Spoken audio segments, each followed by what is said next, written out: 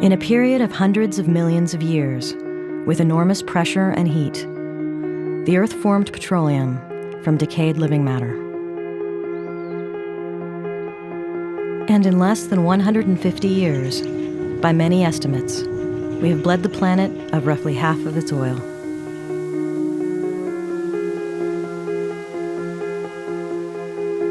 We have extracted roughly 1 trillion barrels of oil since the late 19th century.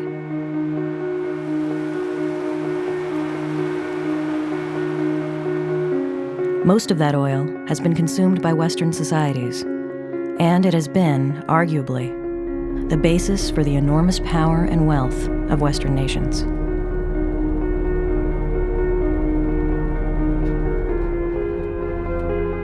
Now, most of the remaining oil on Earth lies underground in less industrially developed countries.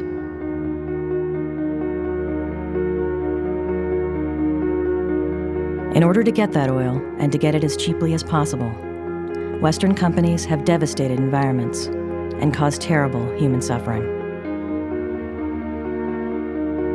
People in Western societies are largely unaware of the harm caused from oil extraction. We are unaware because it goes unreported. Now we are confronted by the prospect of world peak oil. Peak oil is the point in time where the quantity of petroleum extracted from the Earth begins to irreversibly decline.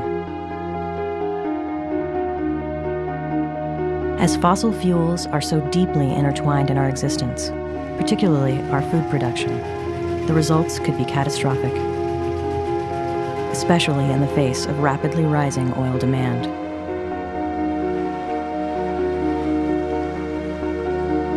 And as oil becomes scarce and prices rise, the environmental destruction and human suffering will likely increase. And the competition for oil will get more aggressive.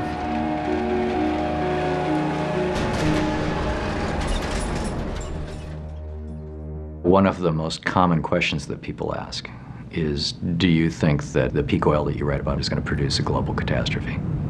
And my answer is, it already has.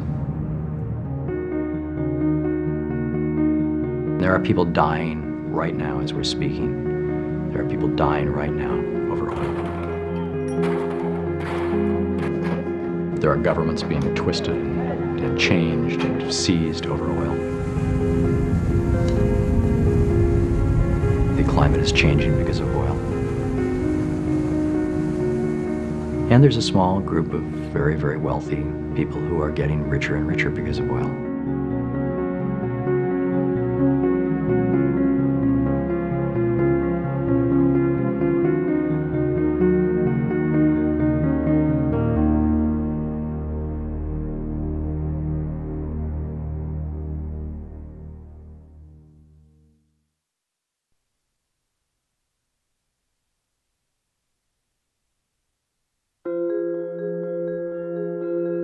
Energy derived from fossil fuels has been the source of the incredible growth of the human population. It may be the single greatest impact fossil fuels have had on the planet.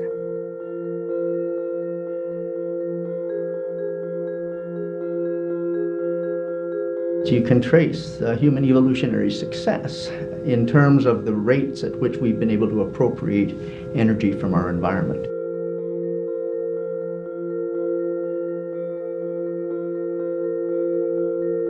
There's virtually no human population growth for, let us say, 50,000 years prior to agriculture.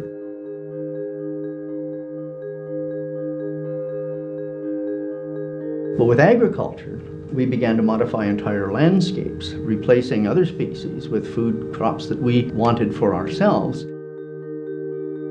And the human species spread over the planet in greater and greater numbers.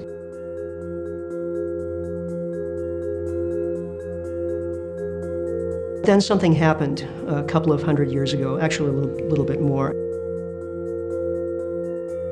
We started using coal to burn, to release energy.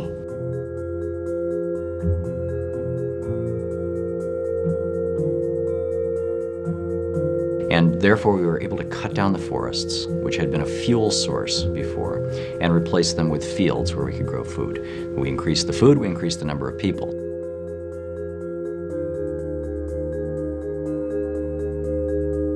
By 1800, we hit our first 1 billion people. So all of human history, all several 100,000 years of modern human history, to produce that 1 billion people in 1800. Now we're starting to get really efficient at the use of ancient sunlight. In fact, we found a more transportable form of it, oil. In 1867, Colonel Drake drilled the first successful oil well in Titusville, Pennsylvania.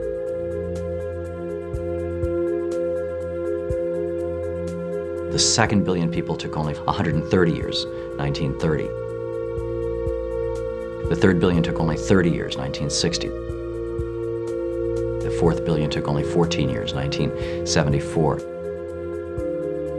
The fifth billion, 1987. And the sixth billion, 1999. So we've seen this explosion of population. And it's been fueled by the availability of fossil fuels.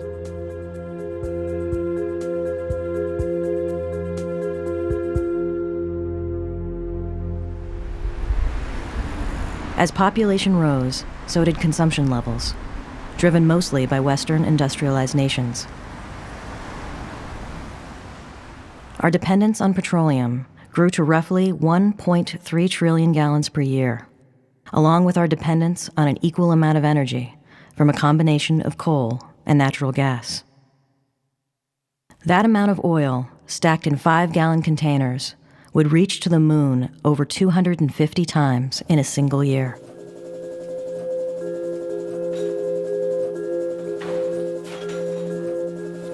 I calculated that in a single person's life in this country, you will be confronted at one time or another in your life to about 30,000 different items that have a very intimate connection with fossil fuels.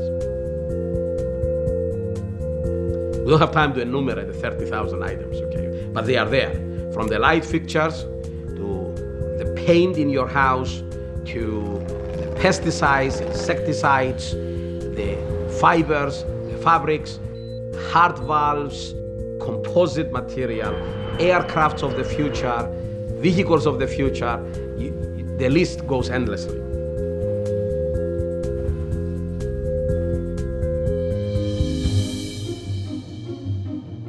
Fossil fuels provide energy for production and transportation of virtually every product we own or consume. And many of those products are actually made from petroleum. To get an idea of how deeply embedded fossil fuels are in our everyday products, let's take the example of a nylon shirt. Nylon itself is made from crude oil. An enormous amount of energy is used throughout the process of creating the shirt, almost all of it fossil fuel energy. First, the crude oil is extracted from the ground. Then it is shipped to a refinery where it is distilled into chemicals that make nylon. The polymers are shipped to a factory to create the nylon thread. The thread is then shipped overseas, where using machinery and labor, the shirt is made. Then it is shipped back to North America and trucked to a store. The consumer drives a car to the store, buys the shirt, and drives back home. The shirt is not only made of oil, it's awash in oil. A similar trail of energy use can be followed for nearly every product we consume. But nowhere are fossil fuels more critical to humanity than in the production of food.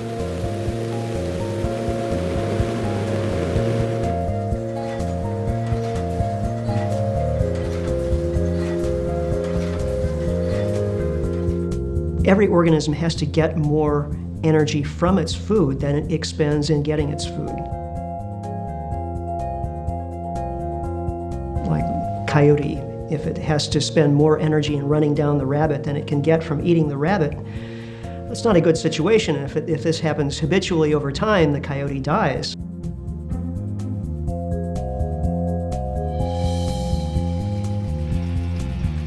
We human beings have been able to get around that constraint through the use of fossil fuels.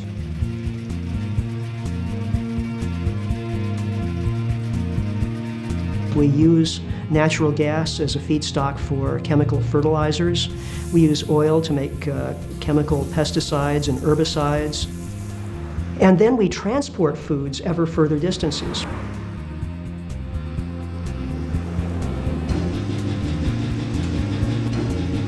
We're using far more energy than we'll ever get from eating the food. For every calorie of food energy we get, we've invested something like 10 calories of energy in growing the food, transporting it, cooking it, and so on.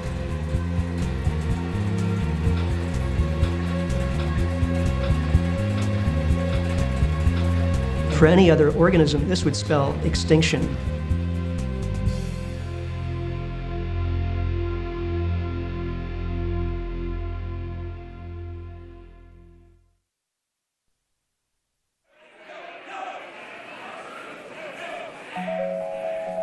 One of the foundational myths of our culture is based on a truth and a lie. The truth is that if you're naked and hungry and outdoors and it's cold and raining, you're unhappy. I think we can all agree on that. And if somebody brings you in and gives you clothing and sets you next to a fire and gives you a big bowl of soup, you go from being unhappy to happy real quickly.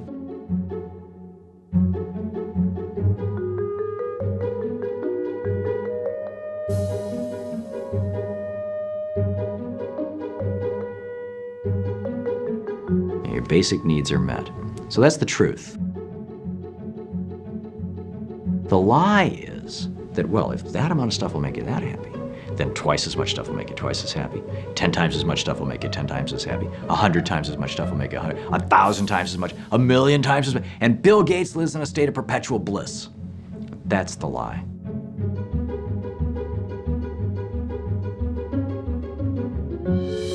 It's one of the things that is driving us to destroy this earth and ourselves.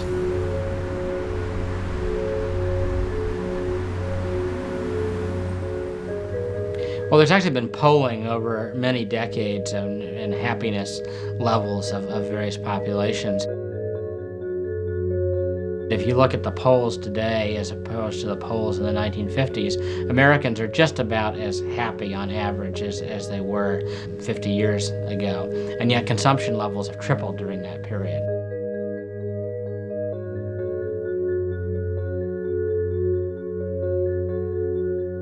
Now, that being the case, how is it that we've compelled ourselves into this world in which material growth becomes the primary focus of almost all of our endeavors? And what we find is that, in many respects, the power of this myth, again, overrides all the data that suggests we've far exceeded the level of consumption required for a sense of personal well-being.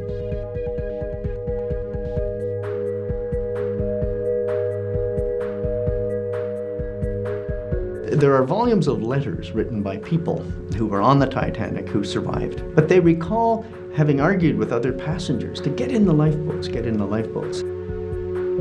And there are a couple of accounts of people holding up the brochure of the Star Line saying, "Why should I get in the lifeboat? It says right here that this is an unsinkable ship." And that again is the power of myth. These people would obviously rather believe in the power of the myth than in the necessity to change their way of being and get in the lifeboats.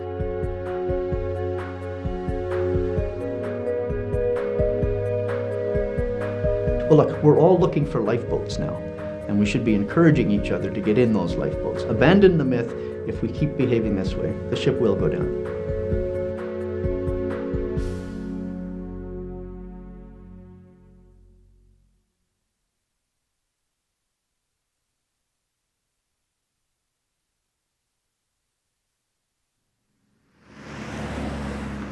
The American way of life, to put it bluntly, is not sustainable. This quote of George I in Rio de Janeiro at the Earth Summit in 1992 was that the American way of life was not open for negotiation at that summit. And at the same time, he was very prominently sort of speeding around in his speedboat off of Maine, and that sort of epitomizing the American way of life. I think that that does really represent a big challenge in terms of the U.S. relationship to the rest of the world. The very heavy, disproportionate use of resources in the U.S. is very well known and understood throughout the world, and it's one of the things that the U.S. is resented for.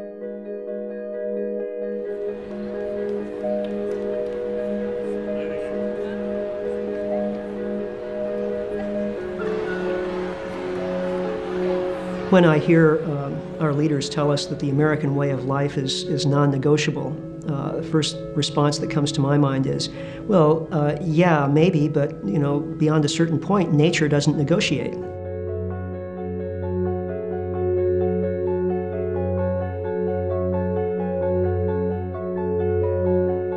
We may want to maintain the American way of life indefinitely into the future, but the fact of the matter is, it's just not in the cards.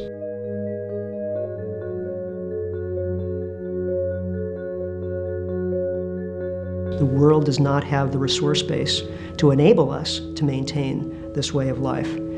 And ultimately, that's a good thing. I mean, if you could imagine the rest of the world attempting to live as we are indefinitely, the consequence would be the destruction of the biosphere.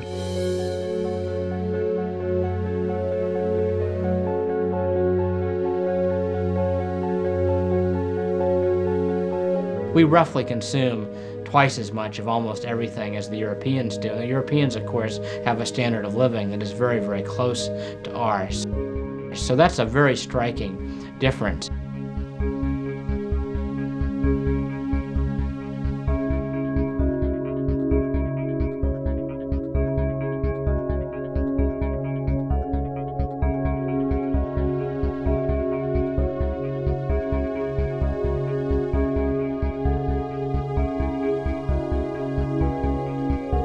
Not only do we use the most in the world, we use 25% of the world's oil with 4.5% of the world's population, but we're actually expanding our use of oil on a year-on-year basis.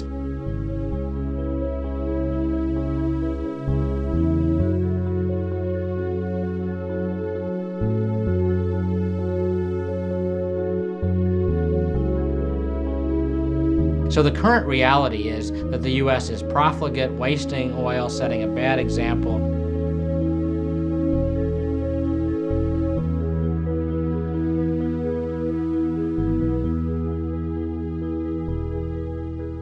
The Bush administration is in a trap. They're in a trap because they've made a commitment to preserve the existing energy paradigm in this country, the existing industrial paradigm of big oil, big automobiles, big highways, and all that goes with it. And the only way to preserve that paradigm is to gobble up more and more of the rest of the world's oil. There is no other way to do it.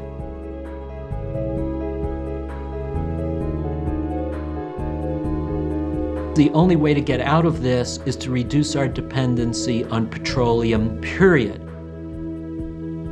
We have to consume a lot less oil in our day-to-day lives. There is no other way to break out of this trap.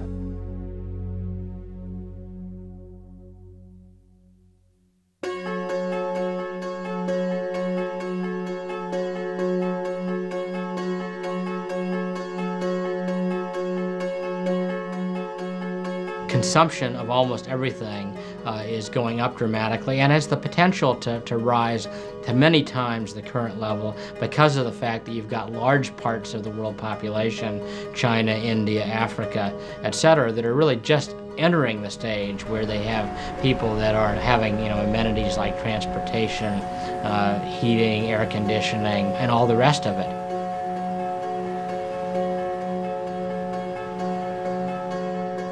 The Chinese want to have every one of them, once they make this transition from the agrarian, poor, $1,000 a year existence, they want to buy a private car.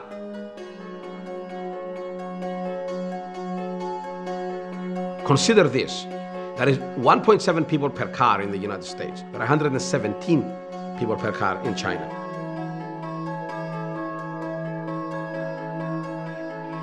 If every Chinese were to consume the way Americans do, we would need 6 planet Earths to support the global economy.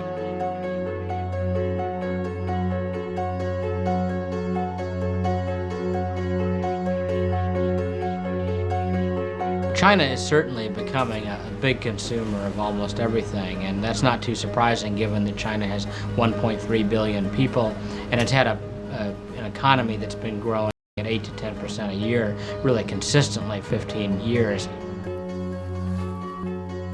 We see in the oil market, but it has driven up everything to steel prices and almost everything over this.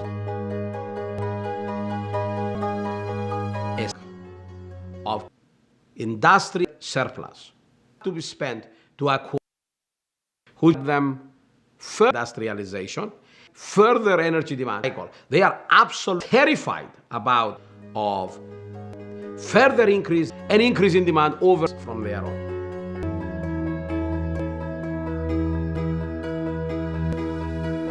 It has never been a country that has increased its energy in 1 year, and China did it in 2005.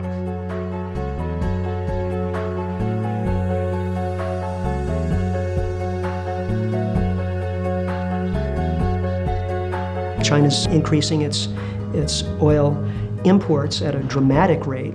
China has now become the world's second foremost oil importing nation after the U.S.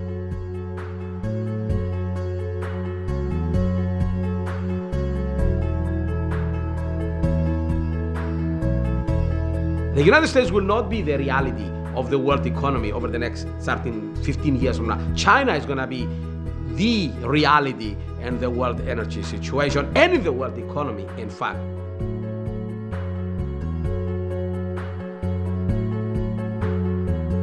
They already have a $600 billion surplus, trade surplus this year. They don't care about the oil price.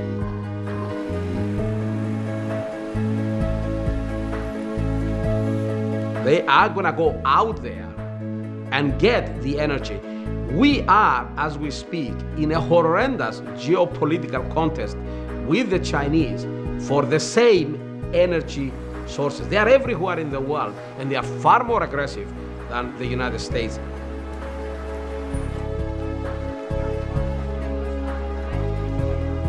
The $1 trillion question is, in fact, is there enough energy to supply the Chinese needs?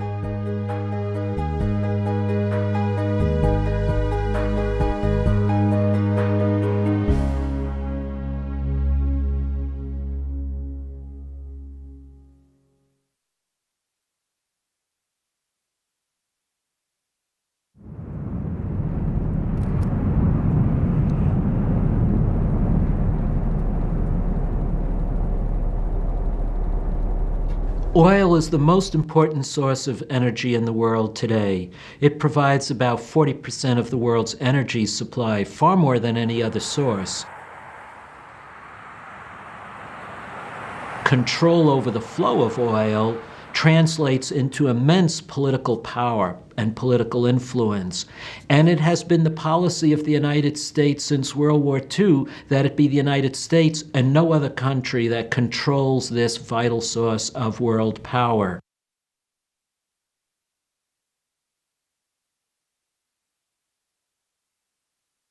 The stakes are high.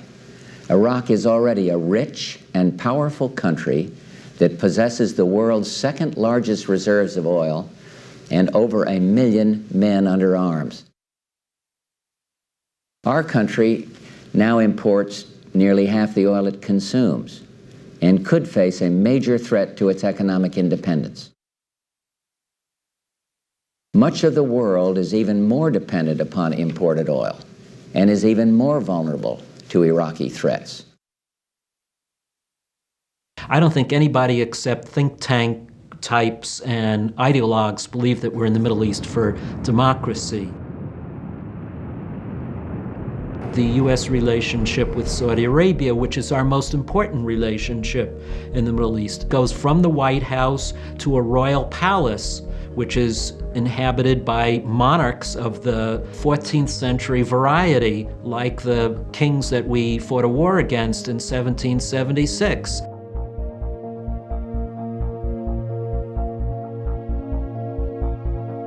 The Shah of Iran was our ally, Saddam Hussein was our ally, the government of Pakistan today is our ally, the government of Saudi Arabia today is our ally. These are all countries that have very poor human rights records and that are essentially run by different forms of authoritarian rule.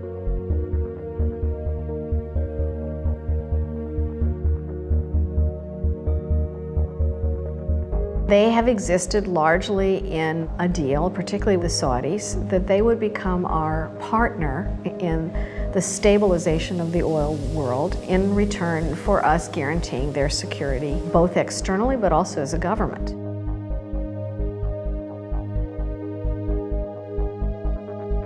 Let me be clear, the sovereign independence of Saudi Arabia is of vital interest to the United States.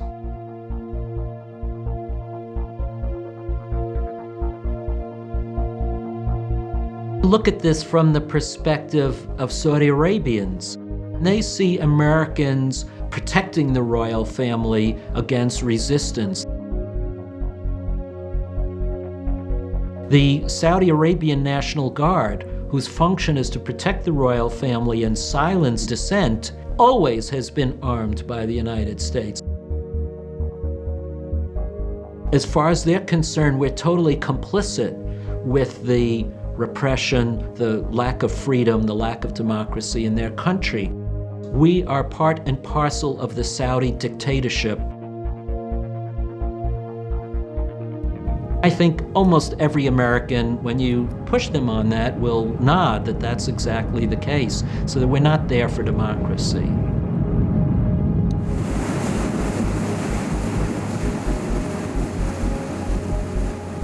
I think the Iraq War was about oil, absolutely. One of the members of the British cabinet said at one point, "Do you think we would invade if they exported carrots?"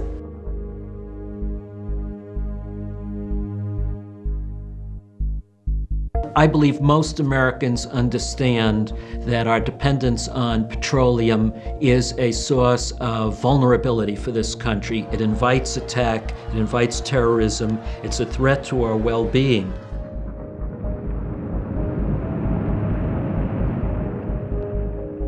To meet our growing demand for gasoline, America now imports about 1 million barrels of refined gasoline every day.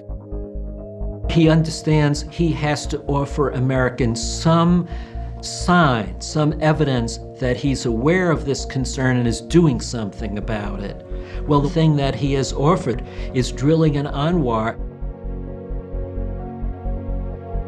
To make America less dependent, Congress needs to pass a pro-growth, pro-jobs, pro-environment development of Anwar. It makes sense. Well, it's an outright lie. Using the Department of Energy statistics, we have to import so much more oil each year, and Anwar has so little that each year, despite Anwar, we'll still be increasing our dependence on foreign oil.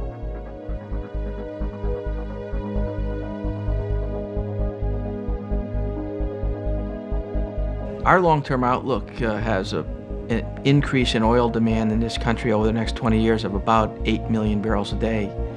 Almost all of that oil will have to be imported.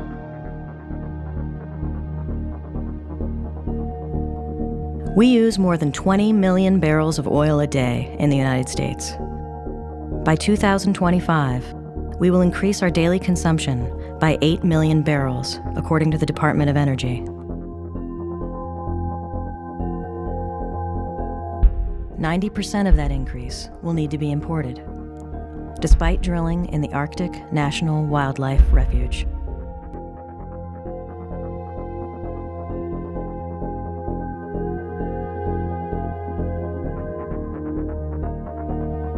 If you look at the Department of Energy's figures on where that oil is going to come from, more and more of it is going to come from unstable, divided, fractious, terrorist-ridden areas of the world.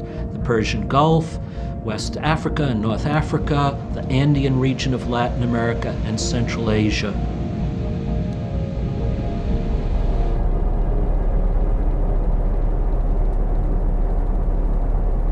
The more we go into those areas, the more resistance we're going to face and the more risk that American troops will have to be sent over there to protect the flow of oil, to protect the refineries, the pipelines, and the sea routes that carry the oil. And that's exactly what's happening under the Bush administration.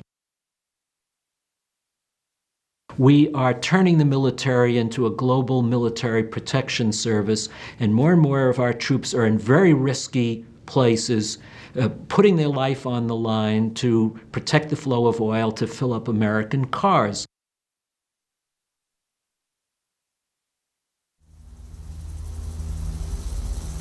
And inevitably there will be a loss of life, and the more dependent we become on this foreign oil, the greater the price in blood that we're going to have to pay to keep maintaining our existing oil dependency.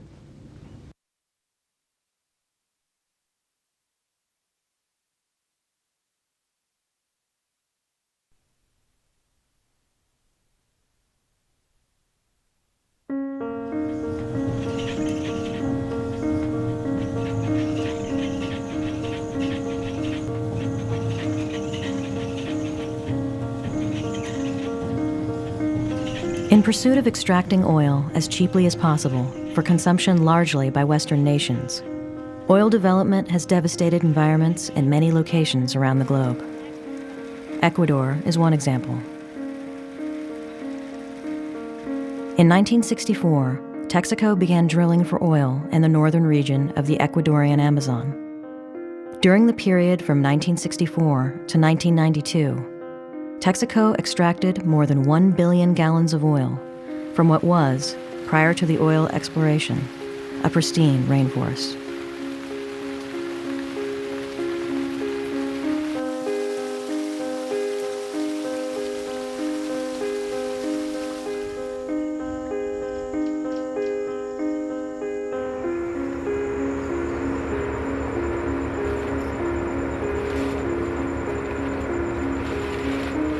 Texaco's going into Ecuador is a classic example of a giant, powerful oil company entering an environment in a country where the government had no idea how to regulate and what to do. When Texaco entered Ecuador in the mid-1960s, Ecuador had never drilled for oil. Texaco was the first company to come in and develop oil drilling infrastructure.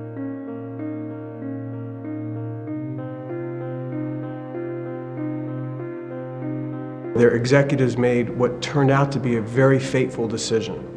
They decided to use practices that they were not using in the United States that were substandard compared to what was being used industry-wide at that time around the world. One is they decided to dump toxic water or formation directly into the rainforest environment instead of re-injecting it thousands of feet underground like they were doing at that point in other countries.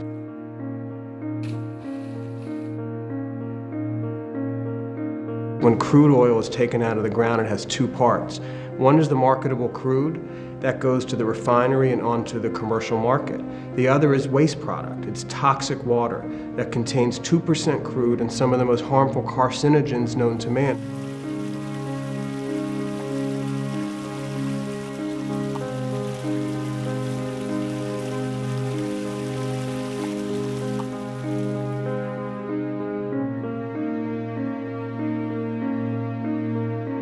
Of the 18 billion gallons of toxic wastewater dumped, if you just take the 2% of toxic wastewater that's pure crude, you have an amount of crude dumped that's 30 times larger than the Exxon Valdez spill.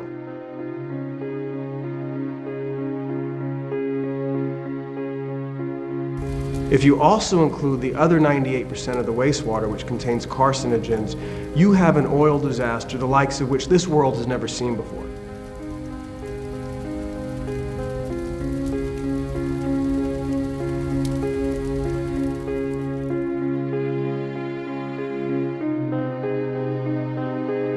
And what's so disturbing about what happened in Ecuador is that this was done deliberately to save money.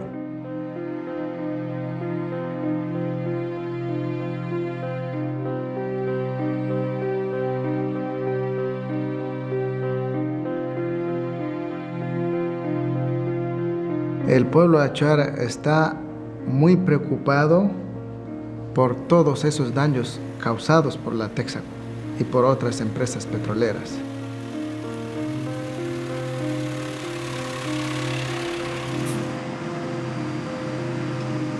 Porque esos daños que han causado es un daño irreparable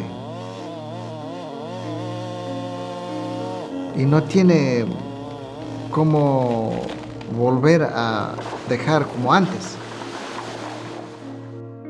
Con todos esos daños han quedado para los pueblos indígenas.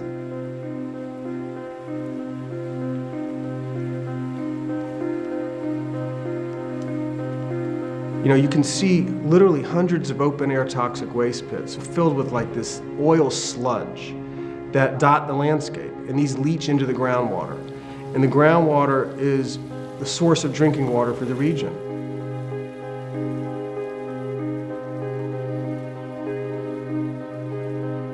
There are thousands of people right now who, because of what Texaco did in Ecuador, are living in a cancer zone where every day they are forced to drink contaminated water just to survive.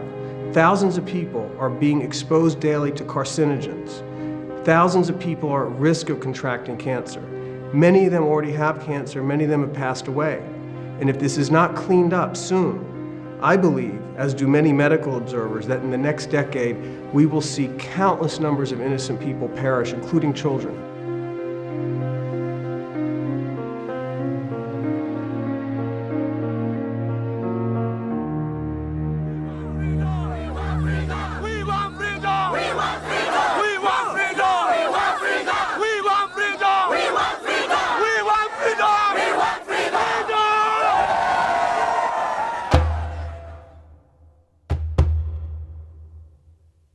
Oil extraction has not only caused environmental damage, it has generated increased poverty in already impoverished nations. And it has triggered human rights abuse. Ruthless dictatorships are sometimes a partner in the extraction of oil. Nigeria is but one example. Those countries that have oil or other forms of minerals actually do worse in their development than those countries that don't have oil and don't have minerals.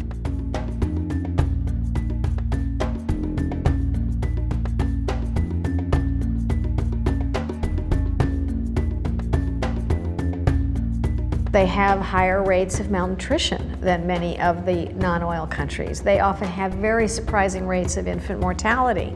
They often have extreme levels of poverty. So a country like Nigeria, which has been living off of oil since the 1960s, has an overwhelming percent of its population living on less than $1 a day.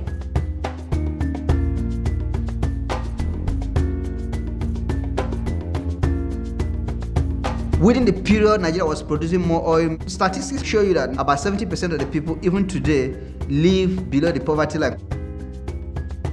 70% of the people. And we're talking about a population of over 100 million. So poverty level has actually increased with years of oil production instead of going down.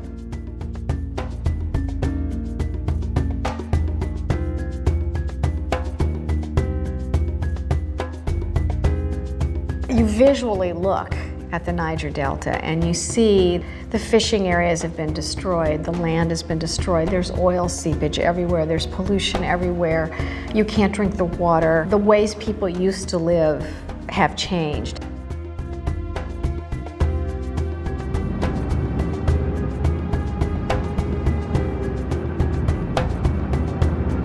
And it's a very dramatic, visually dramatic result that you can see after 30 years of oil exploration, or even more actually in that area.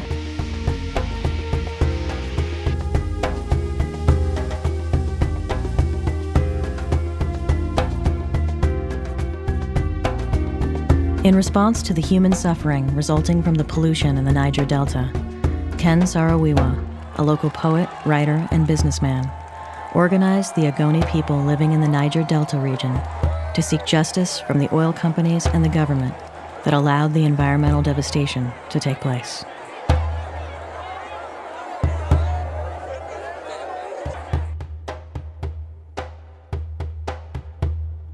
The Ogoni are a fishing and farming people.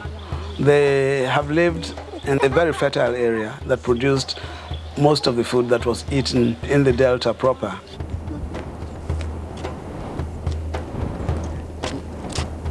Shell found oil in the Ogoni area in 1958. Since then, they found about 6 oil fields in an area that has the highest population density in Africa, which is about 1,500 people per square mile.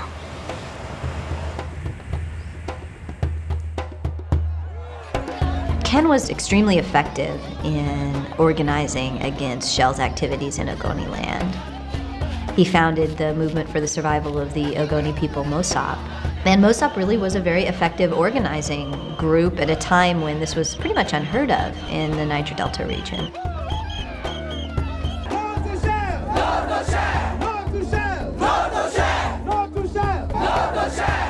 This made Shell, which was the dominant oil producer in the Niger Delta, very upset.